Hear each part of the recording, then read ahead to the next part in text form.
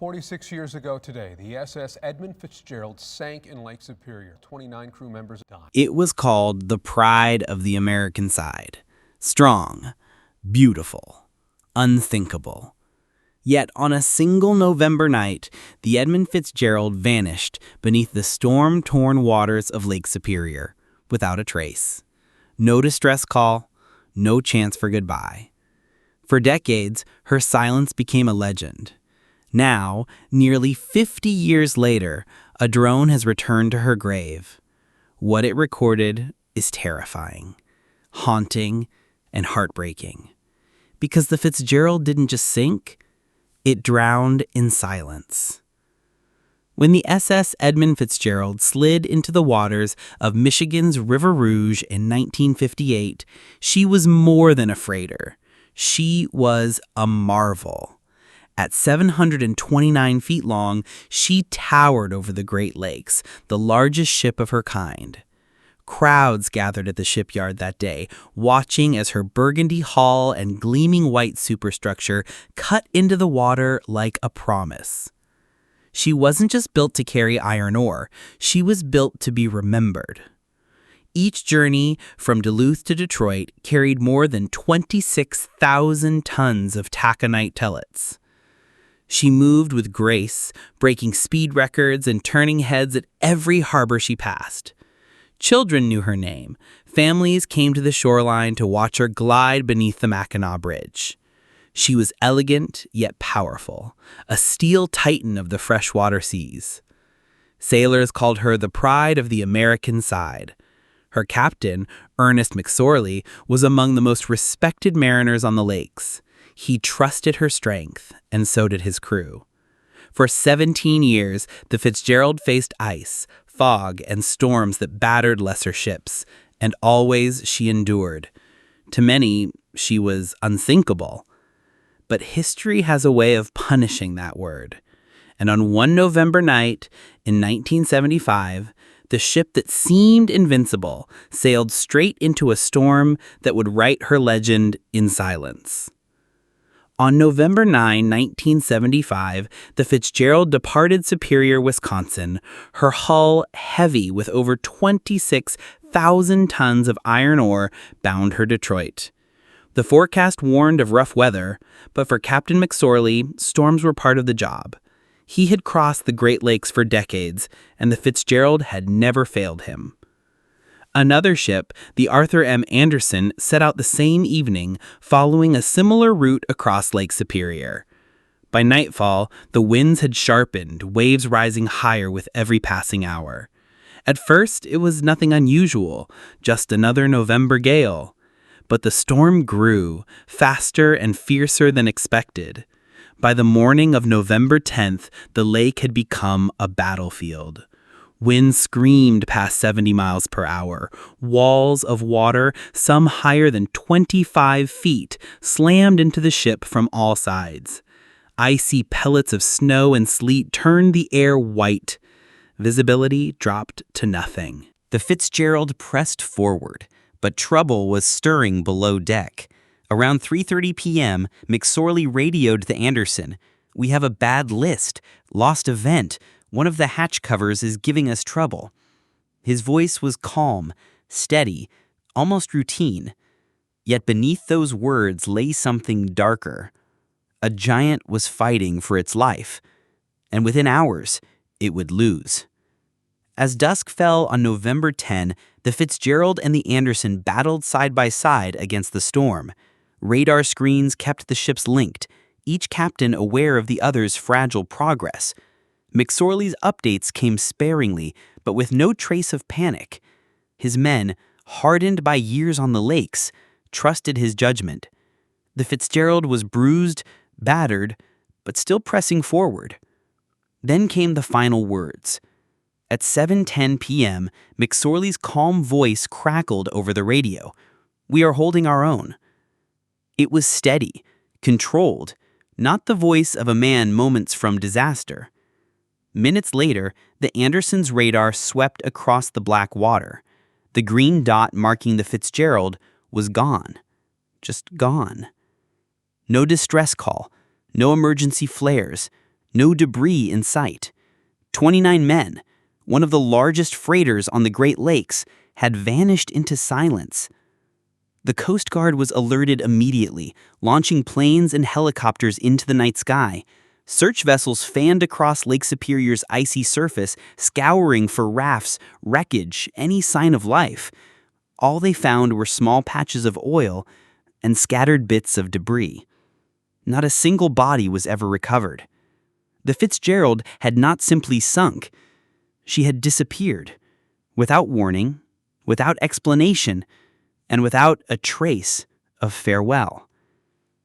The sudden disappearance of the Fitzgerald shocked not only the families of the 29 men, but also the entire shipping community.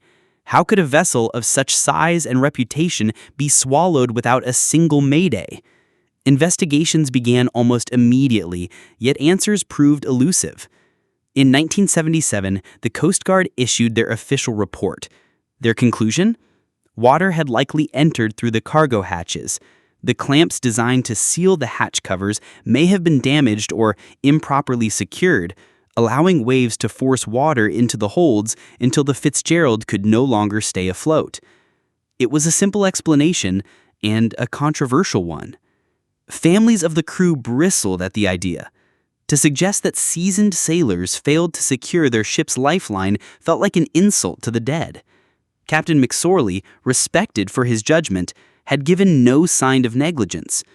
To many, blaming the crew seemed a way to close the case quickly, not to uncover the truth. Other voices pointed elsewhere. The National Transportation Board suggested catastrophic structural failure. The ship may have literally broken apart on the surface. Some speculated she struck an uncharted shoal, tearing her hull open in the storm. Others believed in a rogue wave, a towering wall of water that no vessel could withstand. But with no survivors and only grainy sonar images of the wreck, the mystery only grew darker. As the years turned into decades, the Edmund Fitzgerald's fate became one of the Great Lakes' greatest mysteries. Books were written, documentaries produced, and theories debated in endless circles. Yet none of them could offer certainty. In the 1980s and 1990s, submersibles made limited dives to the wreck, resting more than 500 feet beneath Lake Superior. What they found was haunting, but incomplete. The ship lay in two massive pieces, the bow standing upright in the mud, the stern twisted and upside down a short distance away. The imagery was grainy, blurred by darkness and sediment. Small details, bent steel, torn vents, missing clamps, were noted, but never with clarity. Families of the crew pressed for answers, not speculation. Was it poor maintenance, flawed design, a storm too powerful for any vessel? Or had the Fitzgerald carried hidden weaknesses all along, disguised by years of successful voyages? With no clear evidence, the tragedy was mythologized. Some whispered of supernatural curses. Others spoke of sabotage. Most accepted it as a cruel mystery of the lake. But silence never erased the questions. Each November, memorials were held, bells tolled, and the haunting song of Gordon Lightfoot reminded the world of a ship that vanished without a cry for help. The legend of the Fitzgerald only grew, until technology finally caught up with the mystery. Nearly 50 years after the tragedy, the silence of Lake Superior was broken again. In 2023, a new expedition set out, armed not with submersibles of the past, but with cutting-edge underwater drones. Unlike the blurry images of earlier decades, these machines carried 4K cameras, advanced sonar, and AI-driven scanners capable of capturing millimeter-level detail. For the first time, the Fitzgerald's grave would be examined with surgical precision. From the deck of the research vessel, the drone slipped beneath the surface. Its floodlights pierced the black water as it descended, tether unspooling like a lifeline back to the world above. The control room fell silent as shadows slowly gave way to form. Out of the murk, steel emerged. There she was, the bow of the Edmund Fitzgerald, upright in the silt, looming like a cathedral frozen in time. Rust draped her burgundy hull, fish glided through her ghostly outline, and decades of sediment clung to her decks. The stern lay nearby, inverted and mangled. But what stunned the team was not her presence. It was her silence. No signs of fire, no explosion, no collision scars. The Fitzgerald rested as though placed gently on the bottom. And yet somewhere in that quiet steel tomb lay the truth of how 29 men disappeared without warning. The drone's lights swept across the Fitzgerald's forward deck, revealing details never seen before.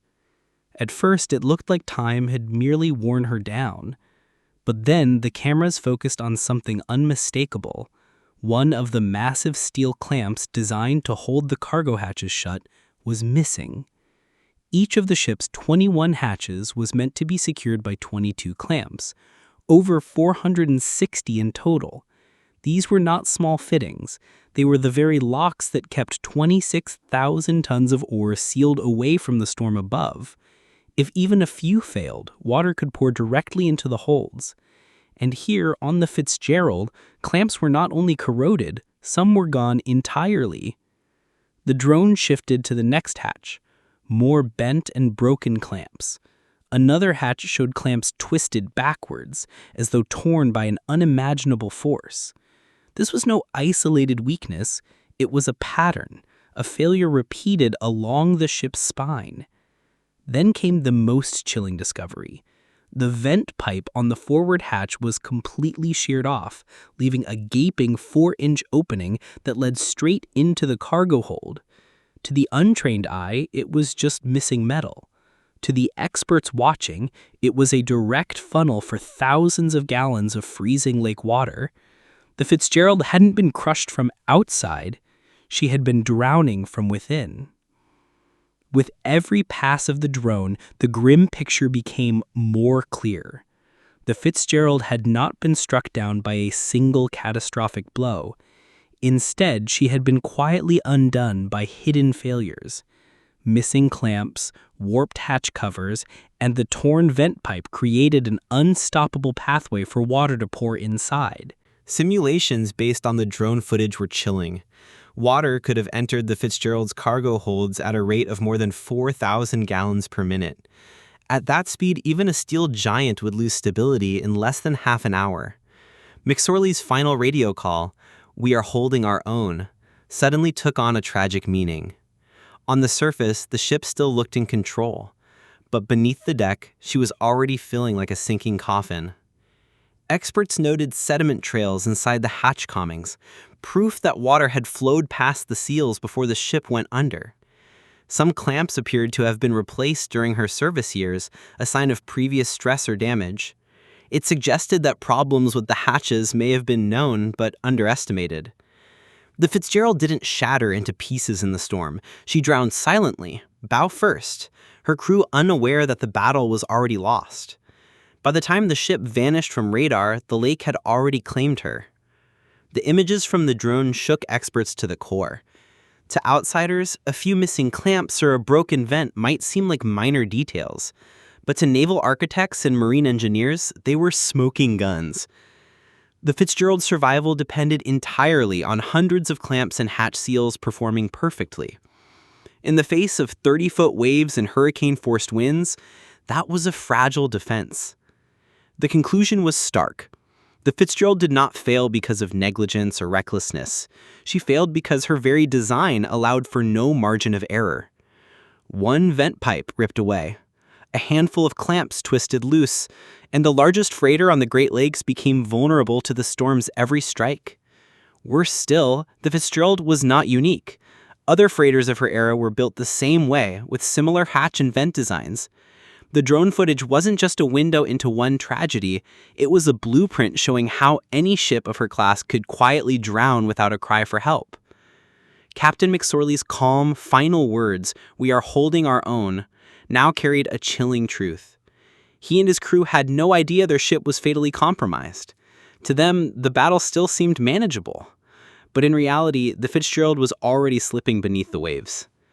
The underwater drone had finally given answers long buried beneath Lake Superior. The Fitzgerald's fate was no longer just speculation. It wasn't sabotage, nor a supernatural curse, nor sudden destruction from the outside. It was a slow drowning, clamps giving way, a vent ripped open, water rushing silently into her heart. The crew never stood a chance.